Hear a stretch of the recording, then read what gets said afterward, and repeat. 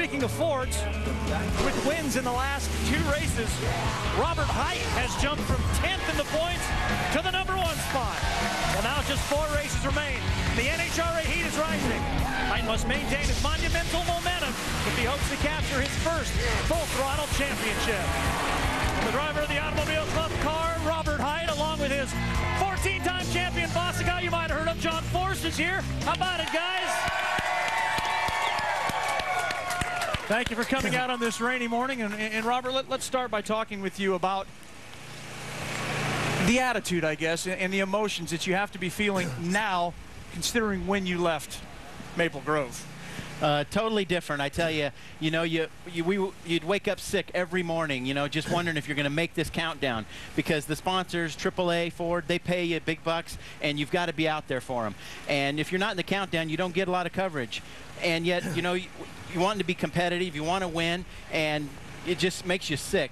All of a sudden, we're in, and total 180 turnaround and winning races, and now the sickness turns to trying to keep the points lead and winning the championship. Sickness in another way, I guess, yeah. A good sickness, trust me. Well, John, though, you know, we went through all that controversy, try to shake up the teams back in Reading, swapping cars, swapping crew chiefs and everything else, and obviously it looks like it's worked out for you. But are you ready just to settle down now and actually win a race? You got a race car that can do it.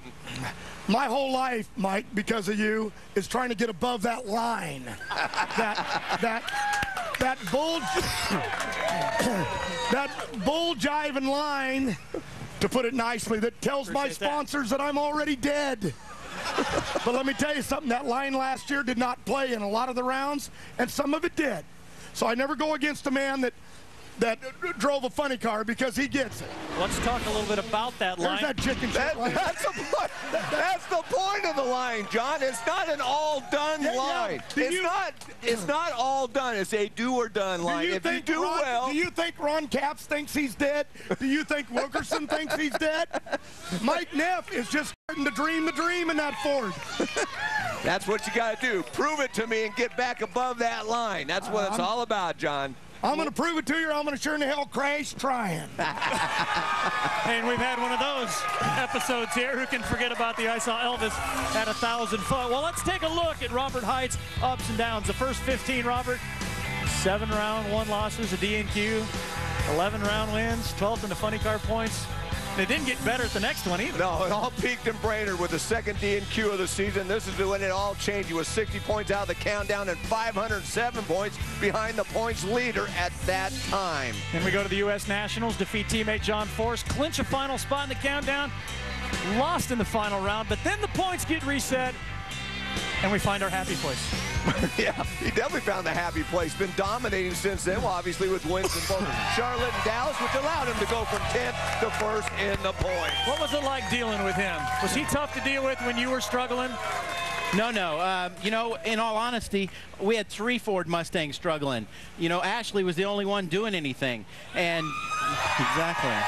Yeah, she was the only car in the camp that was really holding her own, and the rest of us, we were just kind of getting by, and mine was the worst. So Jimmy Prock knew it was a time for a change, and with the help of John and teammates Ashley and Dean Antonelli and Ron Douglas, we turned this thing around. My engine now, you know, it's like driving my F-150. Yeah. It is so smooth. I used to stage the thing, and the car would be bouncing, jumping up and down, and it's just totally smooth now. John, you talked about crash and trying. 1992, you had an epic battle with Kurs Pedregon, and, well, a bad memory here. This is where you saw Elvis at 1,000 feet, probably 2,000 feet still, and 3,000 feet. And well, when you're in Memphis, Elvis is the name you go with. You bet. But, you know, at the end of the day, we got some real good hot rods. These Mustangs are really starting to run. My car is starting to run. Jimmy Prock, obviously, working with the team, has got his hot. They're trying to kill me there, Mike. But believe it or not, those are the good days. That's when TV can't. Well, we all remember those, don't we? Yeah. Well, we got a fan question for you, Robert. We're going to turn it over to Taylor Beneke from Picayune, Mississippi. He's got a great one for you, so stand by. Fire away, young man. Hey, Robert, do you think that you'd ever let your daughter, Autumn, drive a race car? Ah, John's granddaughter who just turned 5. Great question. Good question, Taylor. Yeah, you know, if she shows the same desire that I had, definitely try to do all I can to help her, but she probably takes more after her mom and likes the music. Do you have to ask that guy's permission, though? Nah. You don't have to ask Grandpa's permission? Oh, trust me, he's probably already got a junior dragster somewhere for her. Yeah? Way to go, girl! Hey, stay away. Email report time.